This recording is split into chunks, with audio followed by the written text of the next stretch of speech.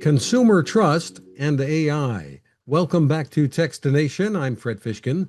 Joining us from IBM is Infrastructure Chief Technology Officer Hillary Hunter. Hi, Hillary. Hi, Fred. Thanks for having me. Pleasure to meet you. And what is it that is happening when you pose a question to an AI tool like ChatGPT? Can we trust the response? And how can we ensure AI is being used responsibly? Some really big questions, Hillary. So let's talk about some of the concerns and opportunities. Yeah, those are all the right questions. AI is changing the way that all of us work, the way that we interact with information, the way we go looking for recommendations on how to spend our free time. At work, it's helping us summarize documents and meetings. It's helping us get faster responses to HR questions. And these days, when you're interacting with someone from a customer service basis as a consumer, if you've bought something and need help with it, it's very likely that you're also interacting with an AI-based system. But we can talk more about the details. But to kind of answer your initial question there, it's absolutely possible to be using AI in a safe and responsible way. And we're working with enterprises across the globe who have those concerns, who want to take care of our consumer information and are implementing responsible solutions. This seems to be happening very rapidly. Tell us about how companies are turning to AI in their businesses. And for many, I assume it's almost like an economic necessity today. It is, and I think it's all size of companies. Small businesses are looking at AI as an opportunity to provide more personalized experiences, to operate more efficiently. And the largest and most regulated of enterprises are looking at it as a way to improve their cost basis, to have their supply chain, meaning how goods and services come into their company, be more efficient, to interact with their employees on things like IT and laptop issues through to HR questions more efficiently. And so small companies see this often as a great opportunity for advantage, and large companies see this as an opportunity for being more effective and servicing the needs of their consumers. And so it's really all parts of a company, everything that you could think of: finance, operations, as I mentioned, supply chain, how engineering development is even happening, coding tools to help developers create new technologies and capabilities more quickly and more efficiently and safely. It's really all parts of companies, large to small, are considering how to use AI these days. What about concerns that consumers, maybe employees, might have, not just about safety, but about the byplay? Is it if there's a mistake here, is it easily fixed if you're not talking to a human being? Yeah, it's interesting. I think there's a couple of key principles for a business to be looking at and for a consumer to educate yourself about. The first is, what is the data policy? If you're a business that's looking to use AI, make sure that you're working with an AI provider that's transparent about the data that has come into the model and therefore what might come out of the model, to your point. And I think, we like to talk about fact sheets. Think of it as a nutrition label. When you and I buy food in the grocery store, we're expecting that the FDA nutrition label is there and explains to us what the ingredients are and the characteristics of that thing that we're going to be ingesting. With AI, you want to be working with a provider that's equally clear about the data used to create that AI, as they are about how your data is going to be interacting with the model and where your data goes. And lastly, is clear about how you can monitor, or we use the term governance, how you can oversee and ensure that the behavior of that model follows particular behaviors. And so you can set up a system with guardrails that ensure that even the language used is appropriate to how you want it to be communicating, that looks for certain types of malicious content, that really ensures that how the AI is used is constantly checked and ensured to be safe and performing as expected and performing correctly. I'm wondering, over many, many years, we've all become familiar with the phone systems, the automated responses and things. And there's seemingly always been an option, or there should be, to talk to a human being if you press zero long enough or say, I want to talk to a human. Does there need to be an off ramp here? It's interesting that you asked that, because one of the companies that we've worked with has a very, very high, strong value in personalization of customer service. And interestingly, they were one of the very early adopters, not just of AI for customer service, but even of generative AI within the last couple of years.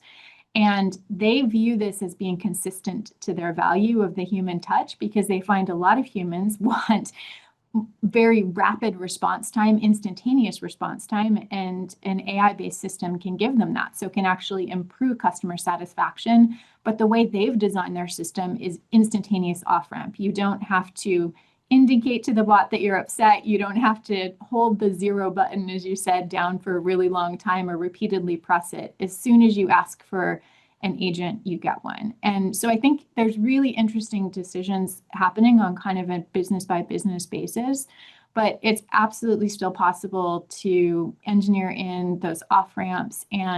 But yet I think in a lot of cases, we have to acknowledge people are happier with faster response. And in many cases, therefore, they're very happy to engage with an AI-based system if it's effective and helps them get to the outcome that they need. Tell us about some of the key areas in which AI really is helping us.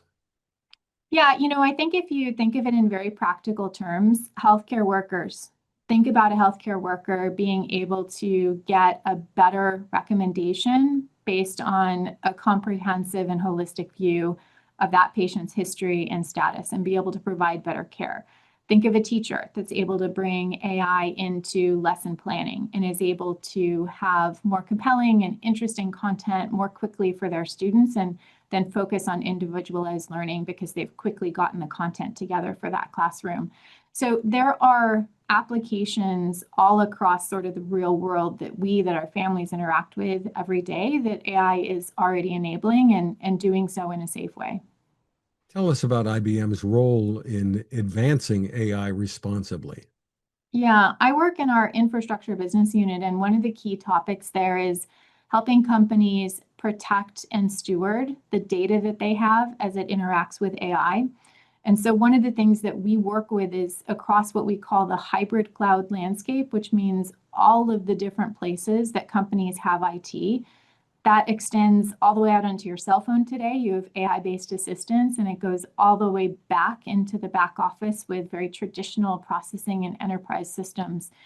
And helping companies design AI in a way that meets the data where it's at, that does AI in a safe and secure and trusted environment, whether that's in an on-premises environment where you're very confident in the safety and security standards, or in a secure and trusted environment in a cloud context. But really helping enterprises address AI and the infrastructure needed to deliver it quickly and safely and securely.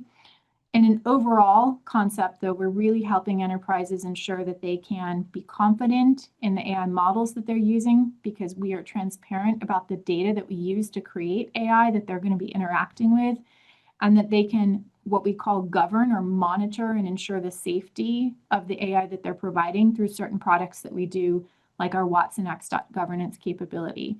We have long had the position that your data is your data. It will remain your data. If you interact with our AI products, we're not going to use your data to better the AI, for example, and we'll work with you to ensure the security and trustability of the solutions. So we're helping enterprises create affordable and safe and transparent AI capabilities so that they can do things like improve customer satisfaction, as we were talking about before. Being as familiar as you are with all of this, and I'm sure family and friends ask you this all the time, where do you see this going in 5 or 10 years?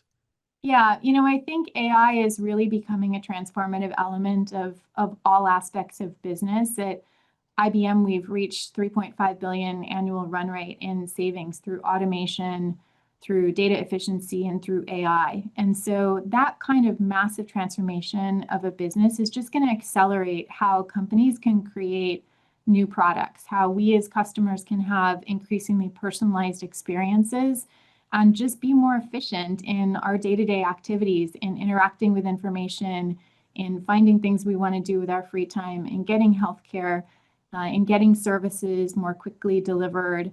All those kind of things are just going to continue to improve. And when people say, what about all the jobs? If we talk about efficiency, does that mean fewer jobs? It's interesting because I think what you see if you watch, for example, your high schooler do their homework these days, you're most likely watching them interact with an AI-based solution like ChatGPT. they're still doing their homework, but they're actually often able to explore a much richer space of information much more quickly because of how they're using it for research and searching and information. I think we see the same thing in the workplace, that people are moving to higher value and more creative activities. And we're very focused on continuing to create more products and do so at a higher velocity. And so these are all enablers of the things that we want to accomplish as a business and helping our employees work more efficiently. So for more information, where can we all go for more? One website I'd recommend is checking out ibm.com/AI-infrastructure. Terrific. Hillary Hunter, thank you so much for spending time with us. Thanks so much. Great to talk to you.